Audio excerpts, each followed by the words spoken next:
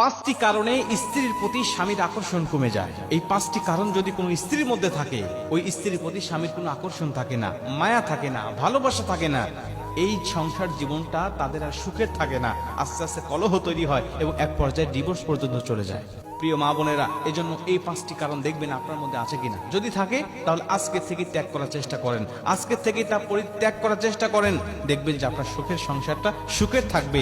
এটা আর কখনো অশান্তি আপনার এই সংসারে আঁচ করতে পারবে না। এক নম্বরে, স্বামী যা বোঝায় স্ত্রী যদি তার উল্টা বোঝে। স্বামীর থেকে স্ত্রীর বোধ যদি বেশি হয়, স্বামীর কথার প্রতি কোনো আনুগত্য যদি না থাকে, স্বামী একটা কথা বলছে, আপনি পাল্টা যুক্তি দিয়ে বলছেন, না তোমার কথা ভুল, তোমার কথা মানি না, আমার কথাই সত্য, এটাই যুক্তি, সঠিক যুক্তি, তোমার যুক্তি ভুল। এমন যদি হয়, এই স্ত্রীর প্রতি স্বামীর আকর্ষণ আস্তে আস্তে কমতে থাকে, তার প্রতি কোনো মায়া থাকে না, আস্তে আস্তে কমতে থাকে এবং কমতে কমতে এমন পর্যন্ত চলে যায় যে তার সাথে সংসার করার ইচ্ছা, আগ্রহটাই একসময় মরে যায়।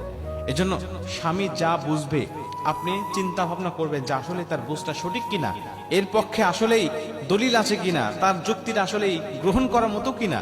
যদি হয় তাহলে পাল্টা যুক্তি দাঁড় করাতে যাবেন না। যদি মনে করেন না তিনি ভুল কিছু বলছে, তাহলে কৌশলে কায়দা করে নম্র ভদ্র ভাষায় তাকে বোঝানোর চেষ্টা করবেন, কখনো তর্কে জড়াবেন না।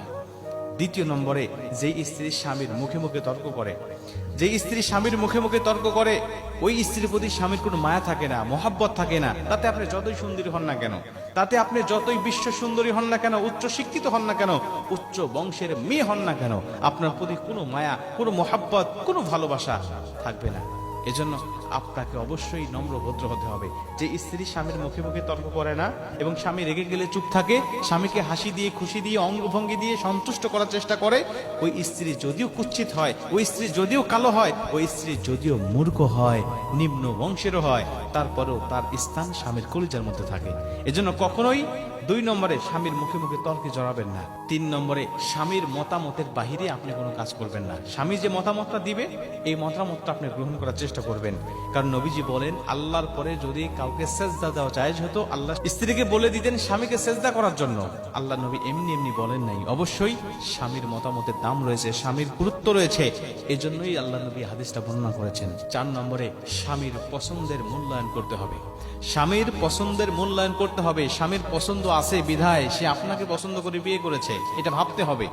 স্বামী যদি পছন্দ করে কোনো কিছু আপনার জন্য নিয়ে আসে, আপনাকে হাদিয়া দেয়, গিফট করে, যদিও সেটা ভালো না হয়, তারপরেও তার সামনে কখনো বলবেন না, কি নিয়ে আসছো এটা, এটা কি পরার মতো কিছু, এটা কি গ্রহণ করার মতো কিছু, এটা তো পছন্দনীয় নয়, এটা তুমি ফেরত দাও। অনেক মা বোনরা আছে পছন্দ তো করেই না, একটা শাড়ি নিয়ে আসছে, জীবনেও সেটা পরে না এবং এটা ফেরত দেওয়ার জন্য